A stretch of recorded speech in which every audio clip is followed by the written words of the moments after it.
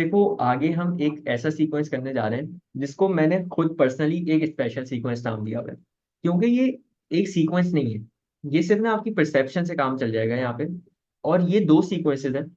एक है आपका स्क्वायर नंबर का सीक्वेंस, एक है आपका क्यूब नंबर का सीक्वेंस। यार देखो, अगर स्क्वायर की बात करते हैं ना, तो इसका ये मतलब होता है कि एक चीज आपकी आपस में दो दफा मल्टीप्लाई हो रही है। लेट से यहाँ पे मैंने वन लिखा हुआ है, तो वन का स्क्वायर कितना होगा? One multiply by one is equal to one. अगर टू लिखा हुआ है, टू का स्क्वायर कितना होगा? Two multiply by two equal to four. और क्यूब का क्या मतलब होता है कि एक चीज आपस में तीन दफा मल्टीप्लाई हो रही है। तो अगर मैं टू के क्यूब की बात करूँ तो to multiply by to multiply by to, इसका आंसर आएगा एट। तो ये जो नंबर्स है ना, स्क्वायर और क्यूब्स के, ये तुम लोग को वैसे खुद से याद होने चाहिए। ठीक है। और मैं हमेशा से बोलता हूँ कि स्क्वायर नंबर आपको वन से लेके 15 तक याद हो। ठीक है। उसके बाद फिर 20 30 40 वगैरह के याद हो। और इसके बाद क्यूब नंबर्स वन से लेके फाइव तक एटलीस्ट याद हो। उसके बाद अगर 10 तक याद करो तो वो तुम्हारे लिए प्लस पॉइंट हो जाता है। ठीक है। तो अगर हम यहाँ पे वन के स्क्वायर की बात करें, वन का स्क्वायर कितना आएगा? वन का स्क्वायर वन आएगा। टू का स्क्वायर कितना आएगा? फोर आएगा। थ्री का स्क्वायर नाइन, फोर का स्क्वायर 16, फाइव का स्क्वायर 25। इसी तरह अगर क्यूब की बात करें, वन का क्यूब वन ही होगा, टू का क्यूब एट होगा, थ्री का क्यूब 27 होगा, फोर का क्यूब 64 होगा, और फाइव का क्यूब 125 होगा। ठीक है।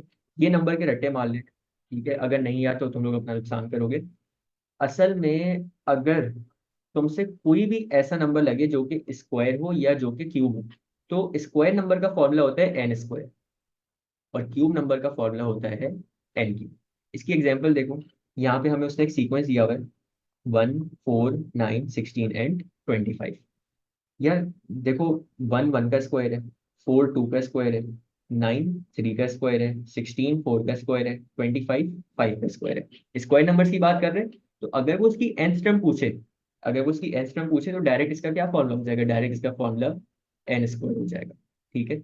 और यहाँ पे तुम लोग का अर्थमेटिक फेल हो जाता है, क्योंकि वन से फोर में कैसे जाओगे? वन से फोर में प्लस थ्री करके जाओगे। फोर से नाइन में कैसे जाओगे? प्लस फाइव करके जाओगे। नाइन से सिक्सटीन में कैसे जाओगे? प्लस सेवन करके। 16 से 25 में कैसे जाओगे? प्लस नाइन करके। तो आसान लफ्जों में यहाँ पे हमारा ना अर्थमेटिक फेल हुआ है। इसी वजह से हम स्क्वायर नंबर्स पे आए हैं। और स्क्वायर नंबर की बड़ी आसान पहचान है, इसको बस यार याद कर लो, तो ये ना काम तुम्हारा आसान हो जाएगा। इसी तरह अगर हमारे पास एक और सीक्वेंस गिवन है, 1 8 27 64 और 125, तो यहाँ पे देख रहे हो, ये सारे वही नंबर्स हैं जो यहाँ लिखे हुए हैं। तो हम लोग से अगर इसका एन स्टम का फॉर्मूला पूछे तो डायरेक्टली इसका फॉर्मूला एन क्यूब हो जाएगा। ठीक है। अच्छा, अब ये चीजें इतनी आसान होती नहीं है। असल में ना, एक चीज याद रखो कि तुम्हारे स्क्वायर नंबर्स और तुम्हारे क्यूब नंबर्स हमेशा वन से स्टार्ट होते हैं। ठीक है। तो अगर तो तुम्हारा सीक्वेंस ऐसा है जो कि परफेक्ट स्क्वायर या परफेक्ट क्यूब की बात हो रही है और वन से स्टार्ट हो रहा है, तो डायरेक्टली आप ये एन स्क्वायर और एन क्यूब लिख दोगे। ठीक है। जैसे यहाँ पे वन से स्टार्ट हो रहे थे दोनों, तो हमने एन स्क्वायर लिख दिया, यही भी वन से स्टार्ट हो रहा है तो हमने यहाँ पे एन क्यूब लिख दिया। लेकिन इसमें ना एक छोटी सी टेक्निकलिटी है, और वो ये कि एग्जामिनर क्या करता है, वन से स्टार्ट नहीं करता। तो होता क्या है, या तो आपके स्क्वायर नंबर आगे से स्टार्ट करेगा या स्क्वायर नंबर पीछे से स्टार्ट करेगा। अगर तो वो पीछे जा रहे हैं तो मैक्सिमम मैक्सिमम वो जीरो से स्टार्ट कर सकता है। ठीक है। जैसे यहाँ पे अगर तुम नोट करो, तो वन वन का स्क्वायर है, फोर टू का स्क्वायर है, नाइन थ्री का स्क्वायर है, 16 फोर का स्क्वायर है। अगर तो सिर्फ ये लिखा हुआ होता ना, 1 4 9 16, तो डायरेक्टली इसका फॉर्मूला एन स्क्वायर बन जाता। लेकिन एग्जामिनर ने वन से पीछे से स्टार्ट किया ना, जीरो से, तो बैकवर्ड का मतलब होता है माइनस साइन। ठीक है। हमारा वैसे तो फॉर्मूला एन स्क्वायर, ठीक है, लेकिन क्योंकि हम एक पॉइंट पीछे गए हैं, वन से एक पॉइंट पीछे गए, तो हम क्या करेंगे, यहाँ पे हमारा इसका फॉर्मूला बनेगा एन माइनस वन का होल स्क्वायर। ठीक है। जितने पॉइंट पीछे जाते हो उतना माइनस करते हो, जितना पॉइंट आगे जाते हो उतना प्लस करते हो। बैकवर्ड वर्किंग में एक ही चीज होती है कि एग्जामिनर आपका जीरो से स्टार्ट करे, नेगेटिव में नहीं जा सकता। ठीक है। हमेशा जीरो से स्टार्ट होगा, तो हमारा ये एन माइनस वन का होल स्क्वायर फॉर्मूला बन रहा होगा। इसी तरह अगर फॉरवर्ड वर्किंग है, ठीक है, फॉरवर्ड वर्किंग अगर तुम नोट करो, तो ये वन से स्टार्ट नहीं हो रही है। कहाँ से स्टार्ट हो रही है? 4 9 16 25, परफेक्ट स्क्वायर है ना सारे। लेकिन हमारा पहला परफेक्ट स्क्वायर कौन सा होता है? वन। फिर कौन सा होता है? फोर। फिर नाइन, फिर 16, फिर 25 एंड सो ऑन। या मुझे बताओ, वन और फोर में कितने पॉइंट्स का फर्क है? वन और फोर में आपका एक पॉइंट का फर्क है। ठीक है। यानी उसने एक पॉइंट आगे से स्टार्ट किया। तो इसका फॉर्मूला सिंपली पता है क्या बनेगा? n+1 का होल स्क्वायर, दैट्स इट। ठीक है।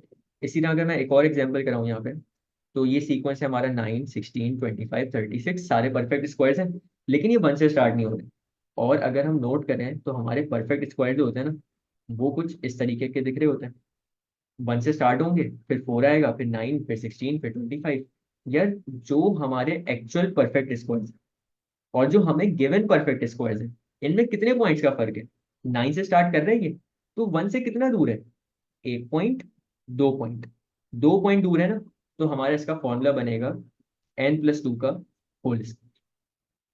इसी तरह अगर मैं एक और एग्जांपल करवा दूं, जस्ट टू बी श्योर कि तुम लोगों को ये कॉन्सेप्ट पक्का पक्का समझ आ गया है, तो ये हमारे परफेक्ट स्क्वायर्स हैं और सीक्वेंस हमारा यहाँ स्टार्ट हो रहा है 16, 25, 36, 49, सारे परफेक्ट स्क्वायर्स हैं ये। लेकिन मसला ये 1 से स्टार्ट नहीं होते। तो 1 से स्टार्ट नहीं होते तो हम ये देखते हैं कि कितने पॉइंट आगे है ये। तो 1 पॉइंट, 2 पॉइंट, 3 पॉइंट, 3 पॉइंट आगे, इसका फॉर्मूला बनेगा n+3 का होल स्क्वायर। ये एक मार्क की वर्किंग है। ठीक है, इसको यहाँ पे छोड़ दोगे तो ये तुम्हारा इसका आंसर आ जाएगा। अच्छा, कुछ बच्चे यहाँ क्या करते हैं, वो अक्लमंद बनते हैं और इसको ओपन कर देते हैं, अलजेब्रा क्वाड्रेटिक की आइडेंटिटीज के थ्रू इसको ओपन कर देते हैं। ओपन करने की कोई जरूरत नहीं है, टाइम वेस्ट कर रहे हो फजूल में, कोई फायदा भी नहीं है उसका, तुम्हें एक्स्ट्रा मार्क भी इसके नहीं मिलने वाले। ठीक है, तो ये चीज थी परफेक्ट स्क्वायर्स की। बस याद रख लो, परफेक्ट स्क्वायर कभी भी 1 से स्टार्ट हो रहा हो, उसकी nth टर्म का फॉर्मूला n² होगा। अच्छा, परफेक्ट क्यूब की अगर कभी बात कर रहे हो और वो 1 से स्टार्ट हो रहा है तो उसका फॉर्मूला हमेशा n³ होगा। लेकिन अगर 1 से स्टार्ट नहीं हो रहा, तो या तो एग्जामिनर पीछे जाएगा या एग्जामिनर आगे जाएगा। अगर तो पीछे जा रहा है तो वो 0 तक मैक्सिमम जा सकता है, तो उसका फॉर्मूला क्या बन जाता है? n-1 का होल स्क्वायर। अगर एग्जामिनर आगे जा रहा है तो फिर हम पॉइंट्स काउंट करते हैं कि कितना पॉइंट दूर है, हम उसको फिर फॉर्मूले में पुट कर देते हैं n+1, n+2, n+3। जैसे अगर लेट से यहाँ पे हमारा ये 16 की जगह 25 से स्टार्ट हो रहा हो, तो फिर हमारा फॉर्मूला बनता है n+4 का होल स्क्वायर। तो इस तरीके से काम होता है यहाँ पे। अब जरा क्यूब के साथ भी देख लेते हैं, सेम चीज है, लेकिन मैं इस वजह से करवा रहा हूँ यार, ताकि कोई चीज हमारी छूटे ना यहाँ पे। जैसा कि क्यूबिक नंबर है, क्यूबिक नंबर हमारे होते हैं स्टार्ट 1 से। ठीक है, 1 आएगा, फिर 8, फिर 27, फिर 64 एंड सो ऑन, ये लिस्ट चलती रहती है। अगर हम बैकवर्ड जाए, तो बैकवर्ड का हमेशा क्या मतलब होता है? माइनस। तो यहाँ पे 1 के बजाय उसने 0 से स्टार्ट किया हुआ है ना। तो जहां पे हमारा क्यूबिक का फॉर्मूला n³ होता था ना, अब पता है क्या फॉर्मूला बन जाएगा? अब फॉर्मूला बनेगा n-1 का होल क्यूब। ये बस इसका आंसर आएगा। स्क्वायर में पावर 2 लगती है, क्यूब में पावर 3 लगती है। यहाँ पे हम एक स्टेप पीछे गए 1 से, तो n-1 होल क्यूब होंगे। जरा इसके फॉरवर्ड वर्किंग देख लो। फॉरवर्ड का क्या मतलब है? फॉरवर्ड का मतलब है इन सबको प्लस करना। तो ये स्टार्ट हो रहा है 8 से, लेकिन हमने तो बात की थी कि हमारे सीक्वेंस 1 से स्टार्ट होते हैं। तो कितना फर्क है? 1, 8, 27 और 64 में अगर तुम नोट करो, तो सिर्फ 1 पॉइंट का फर्क है। स्टार्ट 1 से होना चाहिए था, लेकिन स्टार्ट 8 से कर दिया। तो हमारा इसका मतलब है कि 1 पॉइंट का फर्क में फॉर्मूला क्या बनेगा? n+1 का होल क्यूब। इसी तरह अगर आगे चलें, तो 1 मिनट में इसको कॉपी कर लूँ। टिकट, चलो, ये हमारा सीक्वेंस है। 27, 64, 125, 216, ये सारे हमारे क्या हैं? ये हमारे सारे परफेक्ट क्यूब हैं, लेकिन 1 से स्टार्ट नहीं हो रहा है। तो कितना फर्क है 1 और इसमें? 1 पॉइंट, 2 पॉइंट, 2 पॉइंट का फर्क है। तो इसका मतलब है कि हमारा फॉर्मूला बनेगा n+2 का होल क्यूब। इसी तरह बस एक लास्ट एग्जांपल देख लो और ये टॉपिक फिर हमारा ये भी पूरा एंड हो जाएगा। और चलो इसको देख लेते हैं। डुप्लीकेट, इधर ले आओ।